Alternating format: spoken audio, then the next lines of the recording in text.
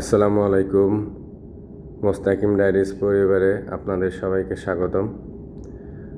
Mostakim diaries পরিবারে আজকে থেকে একটি নতুন প্ল্যান্টেড অ্যাকোরিয়াম, ফিশ অ্যাকোরিয়াম এর যাত্রা শুরু হচ্ছে। আমরা প্ল্যান্টেড অ্যাকোরিয়াম ফিশটা যেভাবে তৈরি করেছি সেটা আপনাদের সামনে আমি তুলে ধরছি। আশা করি যারা নতুন প্ল্যান্টেড ফিশ অ্যাকোরিয়াম তৈরি করবে তাদের একটু হলেও উপকার আসবে।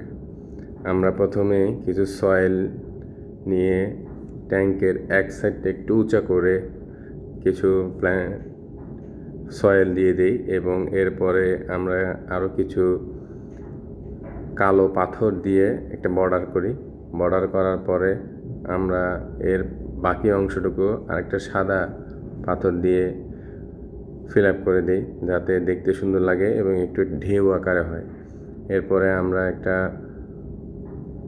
বন উড নিয়ে এসেছিলাম, সেই উডটি আমরা দিয়ে দিই। এরপরে আস্তে আস্তে আমরা আরও কিছু ন্যাচারাল পাথর নিয়ে আসি, যে পাথরগুলো আমরা একটার পর একটা সাজিয়ে দেওয়ার চেষ্টা করতেছি যাতে দেখতে সুন্দর লাগে। এবং আমি আসার সময় কিছু লাইভ প্ল্যান্টও নিয়ে এসেছিলাম।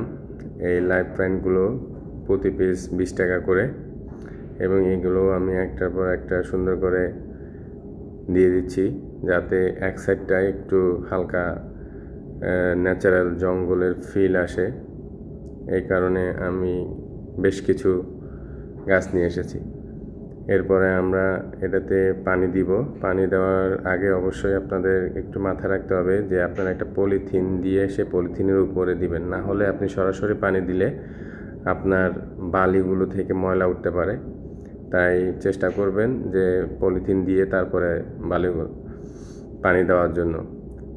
পানি দেওয়ার পর আমরা দেখতেছি যে আমাদের যে উডটা নিয়ে এসেছিলাম ডিজাইনের জন্য সেটা একটু ভিতরে হয়ে গেছে, তাই আমি এটাকে একটু সরে পাথরগুলোর আগে করে দিচ্ছি যাতে সরাসরি উডটা দেখা যায় এবং তাহলে ভিউটা সুন্দর হবে। এভাবে করে আস্তে আস্তে আমি আরও বেশ কিছু পানি দিয়ে দিলাম।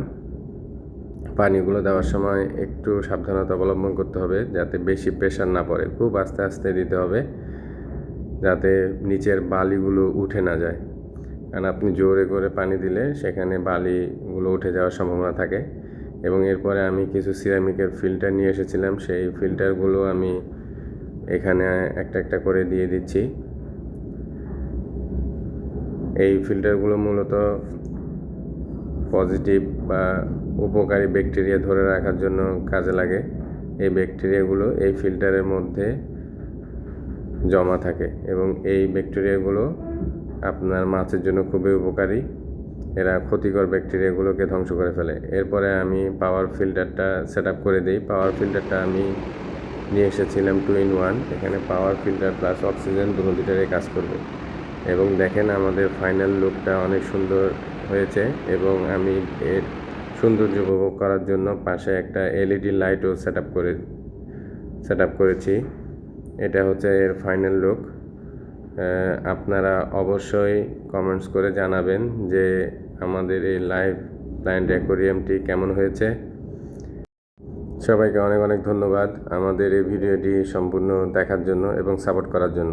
আল্লাহ হাফেজ।